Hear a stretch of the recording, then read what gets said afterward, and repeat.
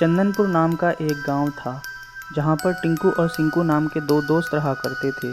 उसी गांव के बाहर वाले रास्ते में एक वीरानी हवेली भी पड़ती थी जहां पर एक चुड़ैल रहा करती थी। वो चुड़ैल आने जाने वाले लोगों को आवाज़ लगाती थी और जो उस चुड़ैल की आवाज़ सुन लेता था वो सम्मोहित होकर उस हवेली में चला जाता था जहाँ पर चुड़ैल उस आदमी की बलि देकर अपनी जवानी बढ़ाती थी। तभी से उस रास्ते को गांव वालों ने इस्तेमाल करना बंद कर दिया था।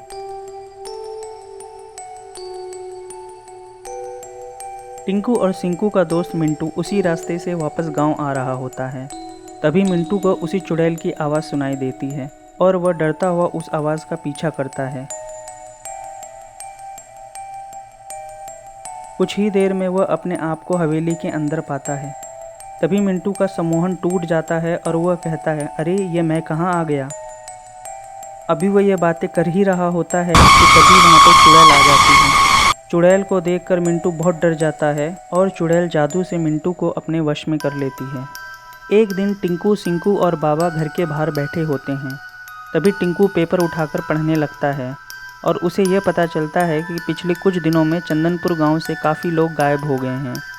यह सुनकर सिंकू टिंकू से कहता है, अरे तुम संभल कर रहना, कहीं तुम्हें वह चुड़ैल अपने वश में ना कर ले।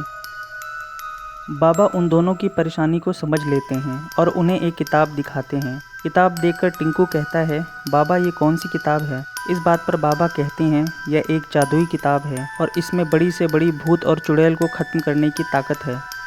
टिंकू सिंकू यह सुनकर राहत पाते हैं।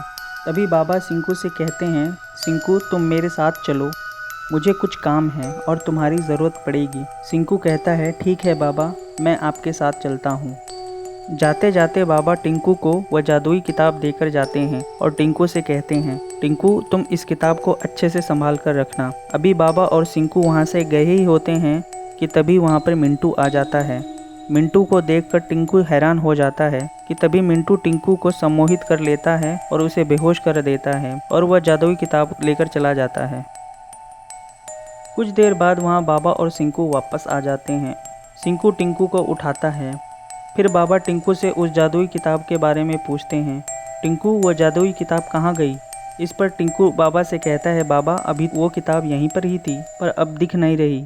सिंकू टिंकू से पूछता है, टिंकू हमारे जाने के बाद यहाँ और कोई आया था। इस पर टिंकू कहता है, हाँ मुझे याद आया, तुम लोगों के जाने के बाद यहाँ मिंटू आया था। ज़रूर मिंटू ही वो जादुई किताब लेकर गया होगा। इस बात पर सिंकू कहता है, भला मिंटू उस जादुई किताब का करेगा क्या। टिंकू कहता है, हाँ भाई मैं भी यही सोच रहा था, चलो चलकर पता करते हैं। फिर तीनों गाड़ी निकालकर मिंटू को ढूंढने के लिए निकल पड़ते हैं। तभी वो देखते हैं कि मिंटू एक आदमी को अपने साथ कहीं ले जा रहा होता है। वह गाड़ी से उसका पीछा करने लगते हैं। कुछ दूर जाने के बाद मिंटू उस आदमी को वीरान हवेली की ओर ले जाने लगता है। टिंकू कहता है, ये मिंटू उस वीरान हवेली की तरफ क्यों जा रहा है, चलो देखते हैं। टिंकू, सिंकू और बाबा यह सब खिड़की से देख रहे होते हैं। चुड़ैल को देखकर टिंकू डर जाता है और इस बात पर सिंकू टिंकू का मजाक उड़ाते हुए डरपोक कहता है। तभी टिंकू की नज़र मिंटू के हाथों पर पड़ती है। वह जादुई किताब उसके हाथ में होती है। मिंटू वह जादुई किताब चुड़ैल को दे देता है। चुड़ैल हंसती हुए कहती है, अब बाबा तो क्या, दुनिया में कोई भी मेरा कुछ नहीं बिगाड़ सकता। तो दोस्तों, क्या टिंकू, सिंकू और बाबा मिंटू को उस चुड़ैल से आज़ाद करवा पाएंगे और क्या बाबा वो जादुई किताब उस चुड़ैल से वापस ले पाएंगे? जानने के लिए देखिए हमारी अगली वीडियो। और अगर आपको ये वीडियो अच्छा लगा हो तो प्लीज़ इस चैनल को सब्सक्राइब करें और इस वीडियो को लाइक करें और साथ ही साथ ऑल नोटिफिकेशन बेल को प्रेस करना ना भूलें।